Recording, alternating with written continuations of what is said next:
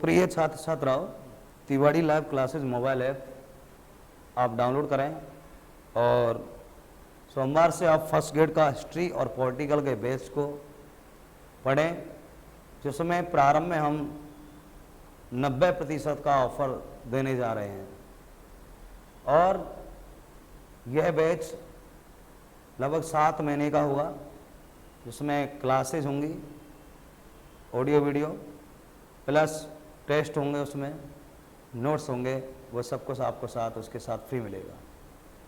और YouTube channel पर भी क्लास छोड़ी जा रही है, इनको आप लाइक करें, शेयर करें, सब्सक्राइब करें। आज हम आंतरिक प्रवाह की नदी पढ़ते हैं, जिसमें हम आंतरिक प्रवाह की बात जब आती है तो ये आती है कि आंतरिक प्रवाह कहते किससे हैं। काफ़ी बालक सोचते हैं कि सर अंदर अंदर जमीन बहती है, ऐसा नहीं है। आंतरिक प्रवाह उसे कहते हैं कि बहन नदी जिसकी कोई सहायक नदी नहीं होती और सतह विलुप्त हो जाती है, उसे आंतरिक प्रवाह कहा गया है। ओके, अब भारत में एकमात्र ऐसा राज्य राजस्थान है जहां आंतरिक प्रवाह की नदियां बहती हैं, और भारत के किसी राज्य में आंतरिक प्रवाह की नदियां नहीं है। सबसे पहले बात आती है बेटा घग्गर नदी की। घग्गर नदी सबसे पहले बात आती है घग्गर की कि इसके उपनाम कौन कौन से हैं। तो इसके उपनाम हैं मृत्य नदी, दृश्यवती नदी,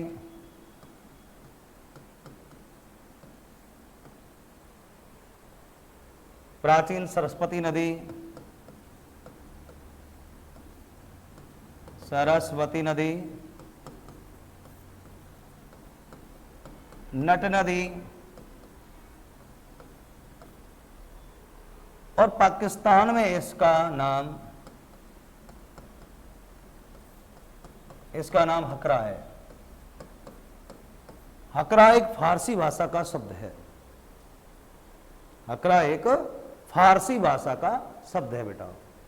नट नदी क्यों कहा गया कि प्राचीन काल में इसके किनारे नट जाति निवास करती थी। मृत नदी क्यों कहा जाता है कि प्राचीन काल में सरस्वती नदी जो बहती थी वो विलुप्त हो गई और उसके स्थान पर घग्गर नदी बहने लगी, तो इसलिए इसका नाम पड़ गया मृत्य नदी। मृत्य नदी पड़ गया। अब ये निकलती कहां से बेटा, तो ये हिमाचल प्रदेश है, और हिमाचल प्रदेश में शिवालिक की पहाड़ी, शिवालिक की पहाड़ी, और ये पहाड़ी के पास एक कालका माता का मंदिर है। कालिका माता का मंदिर, कालका माता का मंदिर है। और बेटा इस मंदिर के पास जो पहाड़ी है शिवालिक, यहां से निकलती है घग्गर नदी। आई इस तरह से, ये हमारा हनुमानगढ़ हो गया बेटा, और ये श्री गंगानगर हो गया बेटा। ये हरियाणा राज्य की सबसे बड़ी नदी है, लेकिन हरियाणा की आंध्र प्रवाह की नहीं होगी। प्रश्न आ जाए हरियाणा राज्य की सबसे बड़ी नदी कौन सी है, तो यही है हरियाणा। हरियाणा राज्य की सबसे बड़ी नदी है, जबकि राजस्थान की आंतरिक प्रवाह की सबसे बड़ी नदी है। आंतरिक प्रवाह की सबसे बड़ी नदी है बेटा। ओके, एक क्वेश्चन और बनता है बेटा, यह है राजस्थान की एकमात्र अंतरराष्ट्रीय नदी है। कौन सी? घग्गर नदी। अब ये राजस्थान में कहां प्रवेश करती है? प्रवेश करती है ये हनुमानगढ़ जिला, प्रवेश टिब्बी तहसील के तलवाड़ा गांव में प्रवेश कर जाती है। अगर बरसात नहीं होती, वर्षा नहीं होने पर वर्षा नहीं होने पर इसका अंतिम छोर भटनेर में है। बेटा भटनेर कहाँ है? हनुमानगढ़ में है। वर्षा नहीं होने पर अंतिम छोर भटनेर में है। किसका? घग्गर नदी का। और अगर वर्षा हो गई तो इसका अंतिम छोर है, वर्षा होने पर अंतिम छोर फोर्ट अब्बास। वर्षा होने पर अंतिम छोर, और इसके किनारे गंगानगर का सूरतगढ़ शहर बसा हुआ है। शहर बसा है किसके किनारे बेटा? घग्गर नदी किनारे। अगर वर्षा नहीं होती अंतिम छोर भटनेर में है। एक क्वेश्चन आ जाए कि भटनेर का किला किस नदी की तलेटी के नीचे है? आरपीएससी में पूछा हुआ है, तो घग्गर नदी की तलेटी के नीचे है। भटनेर का दुर्ग, भटनेर दुर्ग इस नदी की तलेटी के नीचे है, के नीचे है। समझ में आया बेटा? और एक प्रश्न आता है, वर्षा अधिक होने पर बाढ़ कहां आती है? बाढ़ आती है बहावलपुर में। बहावलपुर बाढ़ आती है वर्षा अधिक होने पर। अधिक होने पर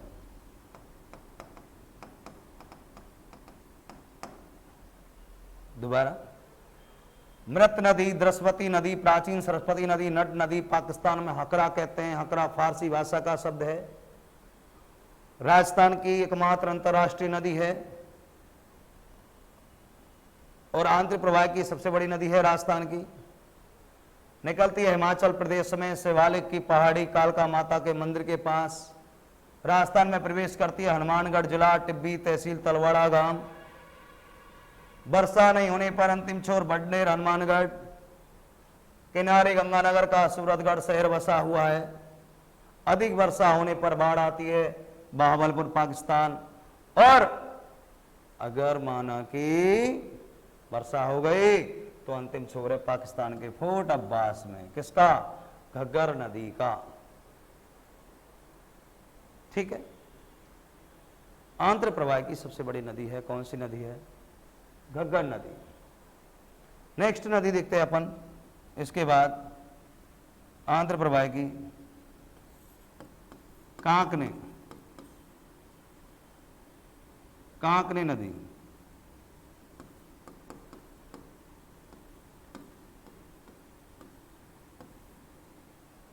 इसका उपनाम है बेटा, क्या नाम है उपनाम इसका? मसूरदी नदी।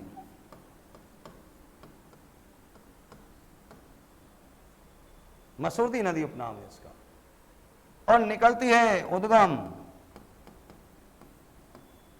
कोठारी गांव जैसलमेर और मुहाना। मुहाना यानी मिलना। कहां मिल जाती है? कहां गिर जाती है? मीठा की खाड़ी, जैसलमेर में विलुप्त एक स्थान है। मीठा खाड़ी एक स्थान है, रेतीला क्षेत्र है। कांकरे नदी निकलती है कोठारी गांव जैसलमेर से। और ये ध्यान रखना, एक ही जिले में जाने वाली, जिले में जाने वाली एकमात्र आंतरिक प्रवाह की नदी है। प्रवाह की नदी है। और ध्यान रखना बेटा, जैसलमेर में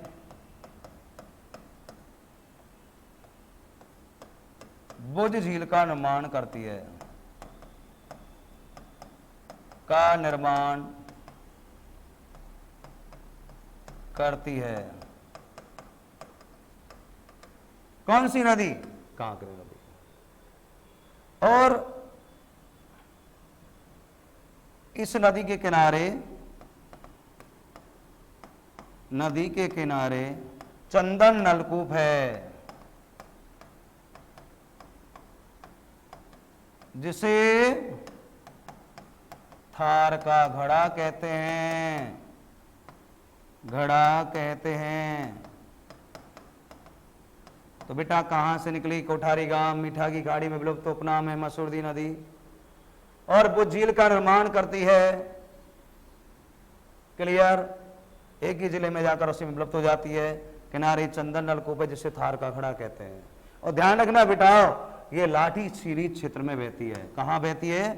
लाठी सीरीज क्षेत्र में बहती है, क्षेत्र में बहती है, बहती है। ओके, तो ये नदी अपन की हो गई। कौन सी नदी हो गई? ये कांकरी नदी। नेक्स्ट नदी आती है अपन की कांतली नदी, कांतली नदी।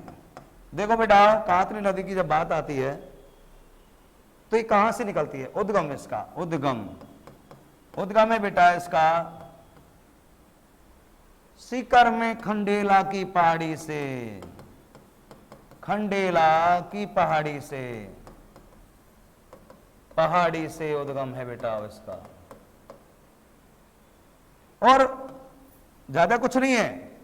झुंझुनू में मोहाना, मोहाना, झुंझुनू में खेतड़ी की पहाड़ी में, खेतड़ी की पहाड़ी में। अब बेटा काफी गाइड कहती हैं कि इसका अंतिम छोर है चूरू जिला, जबकि गलत है, क्योंकि चूरू बीकानेर में तो नदी नहीं है, तो इसका अंतिम छोर कहां हो गया? खेतड़ी की पहाड़ी में। और ध्यान रखना बेटा, पीथमपुरी झील का निर्माण होता है, पुरी झील का निर्माण सीकर में होता है बेटा। और ये ध्यान रखना, इस नदी के किनारे गणेश्वर सभ्यता, कौन सी बेटा? गणेश्वर सभ्यता का जन्म हुआ, जन्म हुआ, जिसे ताम्रवती सभ्यता कहते हैं, सभ्यता कहते हैं। और ध्यान रखना बेटा, इस सभ्यता से तांबे के तारों से मछली पकड़ने के अवशेष मिलते हैं, तांबे के तारों से मछली पकड़ने के अवशेष मिलते हैं। तो कहां से निकली? खंडेला की पहाड़ी से। झील कौन सी का निर्माण हो गया? पीथमपुरी का। अंतिम छोर कहां है? झुंझुनू में खेतड़ी की पहाड़ी में बेटा। गणेश्वर सभ्यता का जन्म हुआ, जिसे ताम्रवती सभ्यता कहते हैं, क्योंकि यहाँ तांबे के तारों से मछली पकड़ने के अवशेष मिलते हैं। नेक्स्ट नदी देखो बेटा, इसके बाद आती है सावी नदी। सावी नदी देखो बेटा, आंतर प्रवाह की नदी चल रही है, ध्यान रखना है। उद्गम, उद्गम कहां है बेटा? उद्गम है जयपुर में, सेवर की पहाड़ी से, सेवर की पहाड़ी। अब एक क्वेश्चन आ जाए कि सेवर झील कहां पे है? भरतपुर, सरसों अनुसंधान केंद्र सेवर में है, लेकिन सेवर की पहाड़ी जयपुर में है। और बेटा ध्यान रखना, ये निकली यहां से और अलवर को दो भागों में बांटेगी, दो भागों में बांटती है, में बांटती है। अलवर का शोक कहते हैं इसको, अलवर का शोक, शोक कहते हैं। क्यों कहते हैं? जब ज्यादा वर्षा हुई तो बाढ़ आ गई तो लोग मर गए, शोक फैल गया, दैट्स ऑल। और एक क्वेश्चन आता है कि मुगल काल के बादशाह अकबर ने किस नदी पर बांध बनाने का प्रयास किया जो असफल रहा? तो वो नदी है सावी नदी। यानी अकबर द्वारा बार बार बांध बनाने का प्रयास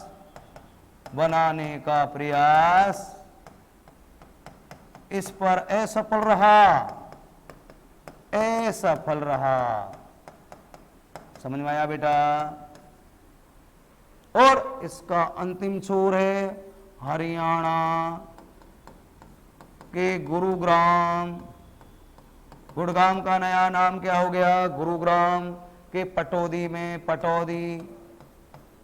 ये ध्यान रखना, हरियाणा में जाने वाली एकमात्र नदी है राजस्थान की, हरियाणा में जाने वाली, राज्य की हरियाणा में जाने वाली राज्य की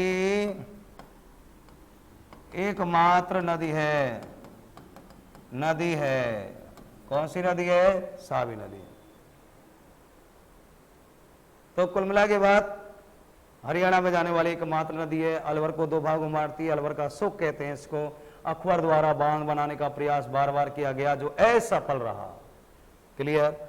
अब एक और नदी है, आंतरिक प्रवाह की नदी 5-7 है, बस खत्म होने वाली है, छोटी है ये टॉपिक। और यहां पर रूपारेल नदी। उपनाम, उपनाम लसवारी या बाराही। बाराही भी नाम उपनाम है इसका बेटा। निकलती कहां से? उद्गम थाना गाजी की पहाड़ी, थाना गाजी के पास उदयनाथ की पहाड़ी से, पहाड़ी से। ध्यान रखना बेटा, मैं आपको एक बार बता देता हूं क्या कि पुलिस में पिछली बार पूछा गया उदयनाथ की पहाड़ी किस जिले में है? अलवर। अलवर।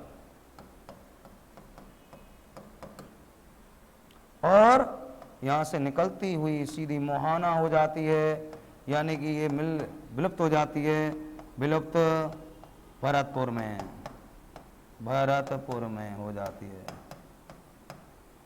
रूपारेल नदी लसवारी बाराही कहते हैं, उदयनाथ की पहाड़ी से निकलेगी, थाना गाजी अलवर के पास, अलवर में है, और भरतपुर में विलुप्त हो जाती है। ओके। अब एक और नदी है मेंथा नदी। मेंथा नदी छोटी सी है, एक लाइन की। उद्गम, उद्गम कहां से है? जयपुर में मनोहर की पहाड़ी से, मनोहरपुर पुर की पहाड़ी से, पहाड़ी से। और ध्यान रखना बेटा, यहां से निकलेगी और सावर झील में गिर जाएगी, सावर झील में विलुप्त, विलुप्त हो गई। कौन सी नदी? मेंथा नदी। जयपुर में मनोहरपुर की पहाड़ी से निकली, जयपुर में, ठीक है, और सावर झील में विलुप्त हो जाती है। लेकिन सावर झील कौन सा? नागौर वाला हिस्सा, नागौर वाले हिस्से में विलुप्त होती है। सावर झील जयपुर नागौर में है, लेकिन नागौर वाले हिस्से में विलुप्त होती है। क्लियर? यहां से देखो, मेरी बात सुनो। एक और नदी आती है रूपनगढ़ नदी। रूपनगढ़ नदी लास्ट है। उद्गम है बेटा, उद्गम है सलीमाबाद अजमेर, सलीमाबाद अजमेर। यहां से निकलेगी बेटा और सीधी ये जाके सलीमाबाद अजमेर से निकलेगी और सीधी ये विलुप्त हो जाती है, नागौर में विलुप्त हो जाएगी। ये है नागौर क्षेत्र में, क्षेत्र में लूनी वाले हिस्से में। ओके। आंतरिक प्रवाहित नदी के बाद हम सीधा खारे पानी की झीलों की ओर चलते हैं। तो देखें, विश्व में सबसे बड़ी खारे पानी की झील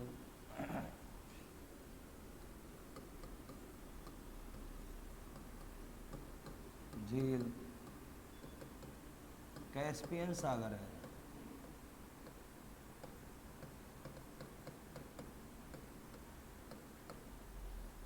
कौन सी है? कैस्पियन सागर।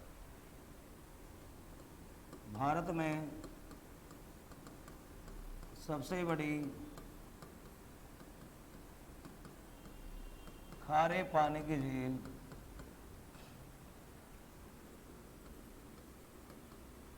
झील, चिल्का, जिसे लेगून के नाम से भी कहते हैं, झील उड़ीसा में है।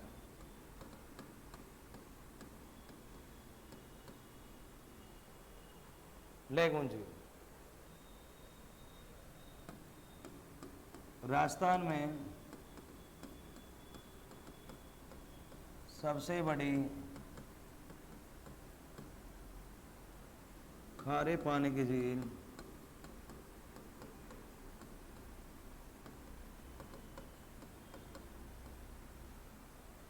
कौन सी बेटा? साबर झील है।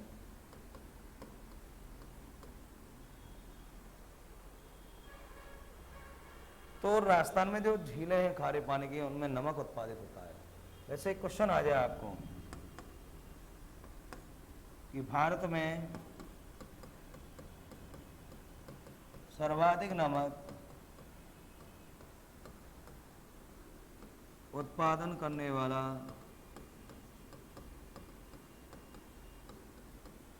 राज्य कौन सा है? गुजरात है।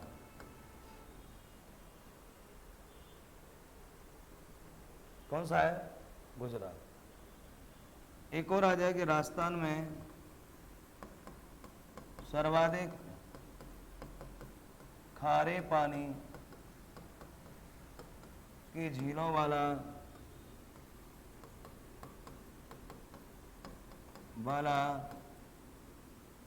जिला तो कौन सा है? नागौर है।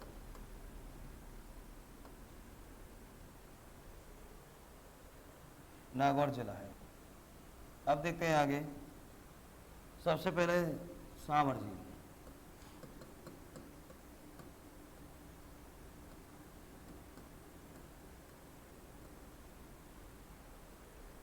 ये दो जिलों में है।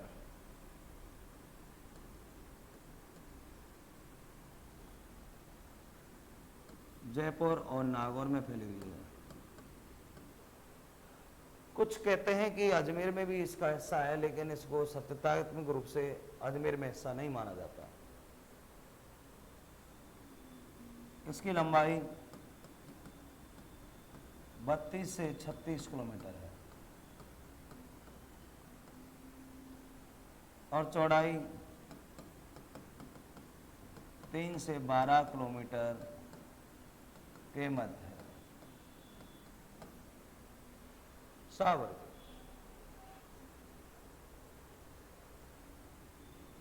कौन कौन सी इसमें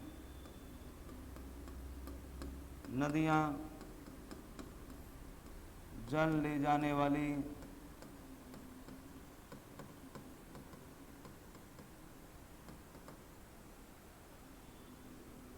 रूपनगढ़, खारी, मेंधा, खंडेला हैं।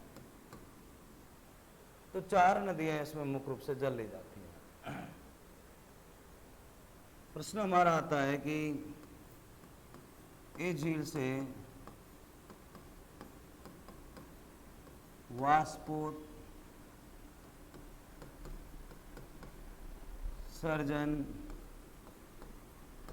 विधि द्वारा नमक तैयार होता है।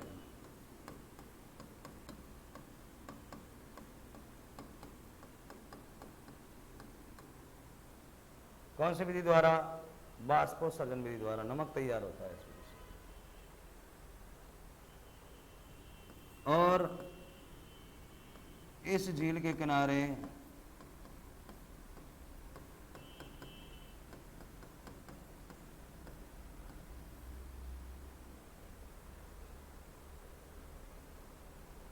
नागौर जिले में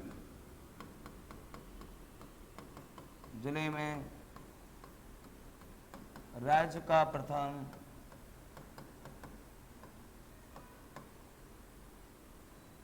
लवण फार्म नाबागाम में है।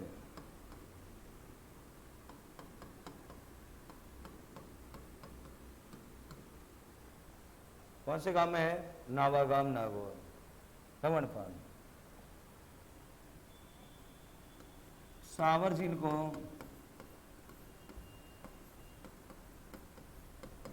राजहंस पक्षी की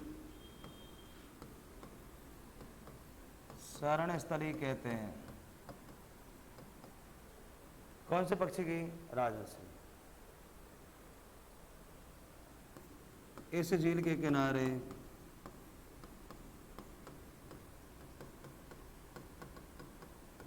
हिंदुस्तान सावर साल्ट लिमिटेड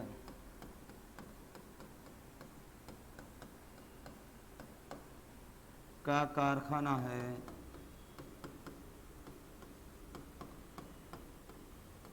जिस पर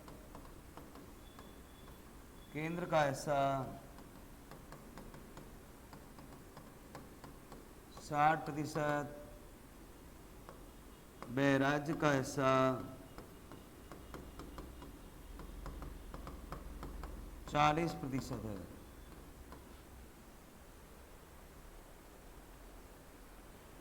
हिंदुस्तान साल्ट लिमिटेड, केंद्र का हिस्सा 60 है, राज्य का हिस्सा 40% है। एवं राज्य सरकार का भी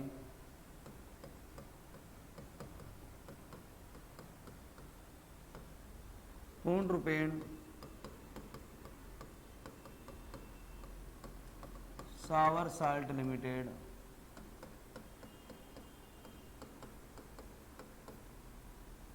का छोटा कारखाना है।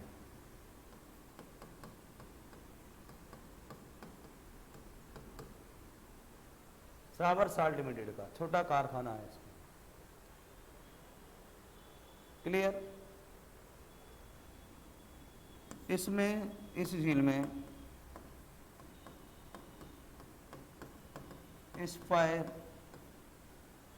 स्पाइरुलिना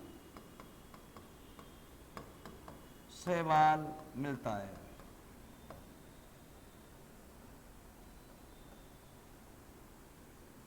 स्पाइरुलिना शैवाल मिलता है।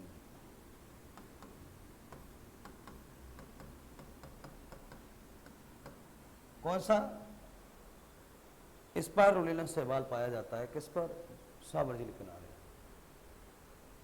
और सावर झील का निर्माण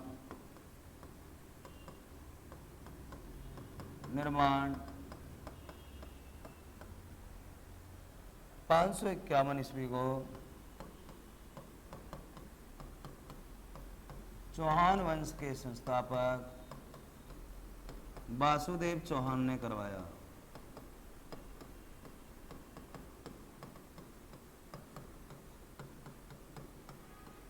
था।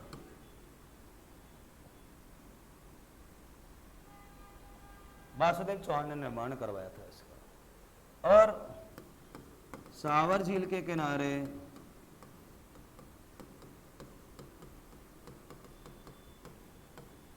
चौहान वंश की कुलदेवी शाकंभरी माता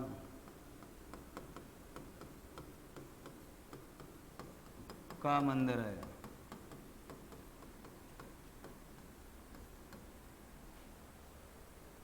कौन सी माता का? शाकंभरी माता का मंदिर है। क्लियर? और इस झील से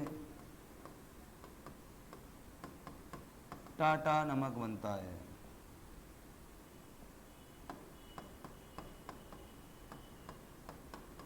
तैयार होता है।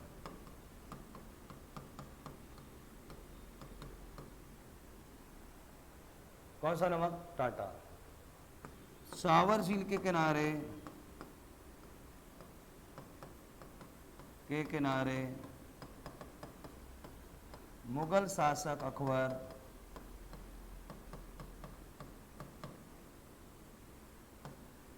अकबर एवं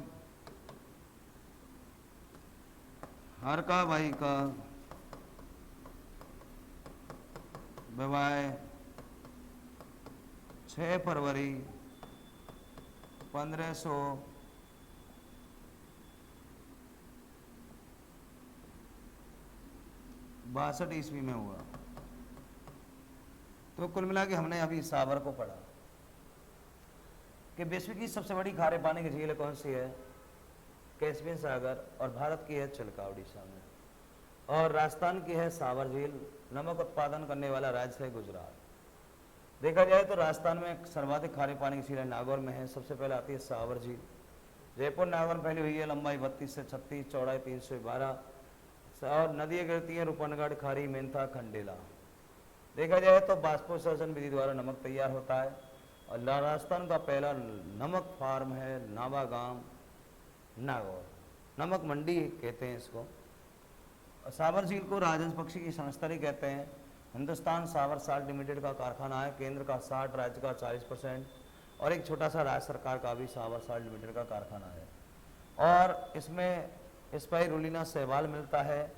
और इसका निर्माण 551 ईस्वी को वासुदेव चौहान ने करवाया था। शाकंभरी माता का मंदिर है जो चौहान वंश की कुलदेवी कहलाती है।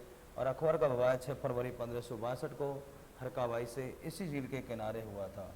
किस झील के किनारे? सावर झील के किनारे। अब हम पढ़ते हैं नेक्स्ट झील खारे पानी की, यानी कि सावर के बाद हमारी आती है पंचपदरा झील। पदरा झील। पंचपदरा झील कहाँ पर है? बाड़मेर में है। इसे पंचभद्रा भी कहते हैं। पंचभद्रा भी कहा गया कहीं कहीं पंचभद्रा। और इसमें लूनी और सुकड़ी नदी का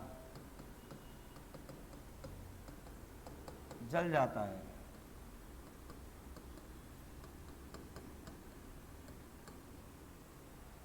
लूनी और सुकड़ी नदी का जल जाता है किसमें? पंचपदरा झील में।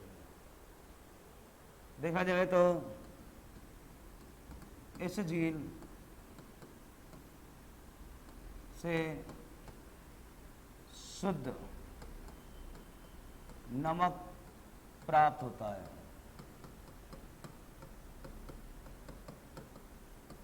अर्थात राज्य का 98% सोडियम क्लोराइड, जिसे मोटा नमक भी कहते हैं। मोटा नमक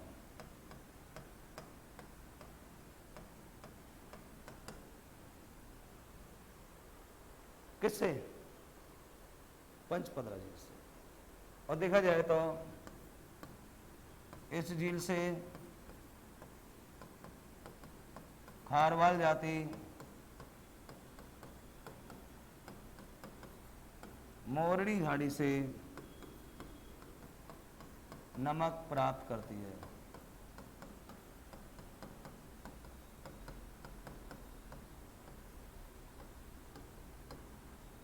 बाड़मेर में है, लूनी सुकड़ी नदी का जल जाता है, शुद्ध नमक प्राप्त होता है। राज्य का 98% सोडियम क्लोराइड मोटा नमक कहते हैं। खारवाल जाति मोरनी झाड़ी से नमक तैयार करती है। किससे? पंचपदरा झील से। पंचपदरा झील कहाँ पर है भैया? ये बाड़मेर में है पंचपदरा झील। और देखा जाए तो इसका निर्माण किसने करवाया? इसका निर्माण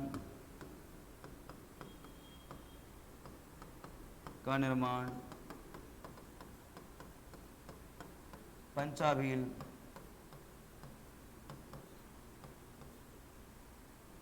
ने करवाया था। ओके, अब हम नेक्स्ट पढ़ते हैं। देखो अगले दिन, यानी कि डिडवाना झील।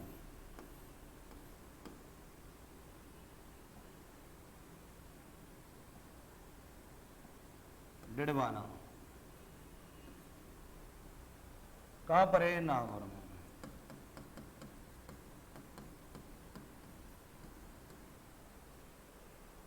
लेकिन इसका नमक खाने के योग्य नहीं है।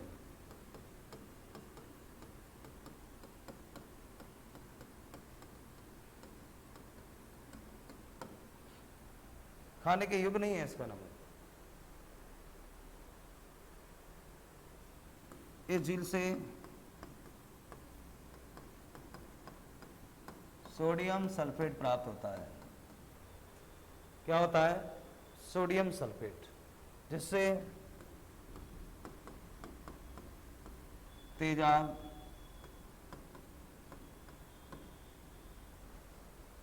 कास्टिक सोडा,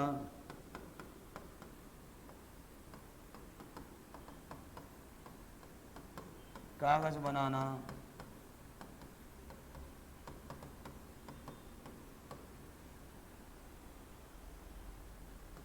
कार्य में होता है।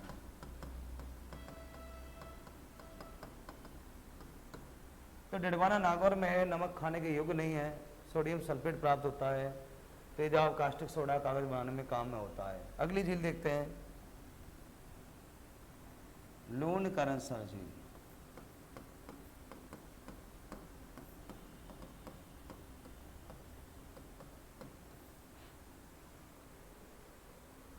कहां पर है ये?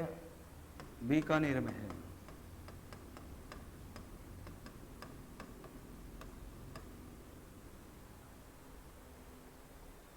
बीकानेर में है। वैसे लूणकरणसर किसके लिए प्रसिद्ध है? मूंगफली के लिए। और लूणकरणसर को राजस्थान का राजकोट कहा जाता है। क्या कहा जाता है? राजकोट। तालछापर झील खारे पानी की, चूरू में है।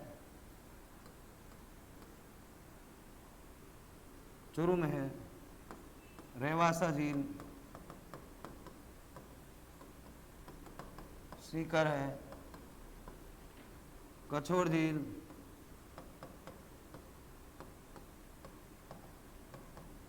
सीकर में है।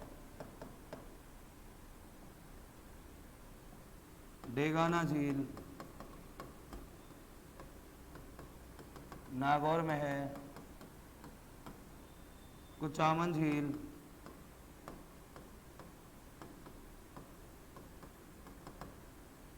नागौर में है। फलौदी झील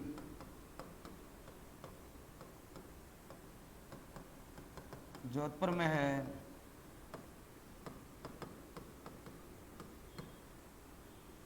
काबोद झील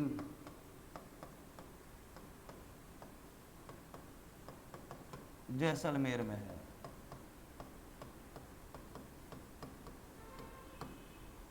हमारे राजस्थान में खारे पानी की झीलें ज़्यादातर होने का कारण क्या है? जिप्सम का मात्रा अधिक होना, अर्थात पानी के अंदर फ्लोराइड का पाया जाना, जिप्सम का होना। और वर्तमान में ये खारे पानी की झीलें सर्वाधिक क्यों हैं? कि प्राचीन काल में टेथिस सागर था। कहते नहीं, क्वेश्चन आया ना एग्जाम में, टेथिस सागर के अवशेष किससे मिलते हैं? खारे पानी की झीलों से। तो इस प्रकार से हमने खारे पानी की झीलें पढ़ी और आंतरिक प्रवाह की नदियाँ पढ़ी। नेक्स्ट टॉपिक में हम मीठे पानी की झीलें पढ़ेंगे और राजस्थान इतिहास भी हम अतिशय बच्चों की डिमांड हो रही है तो चालू करेंगे। Thank you so much.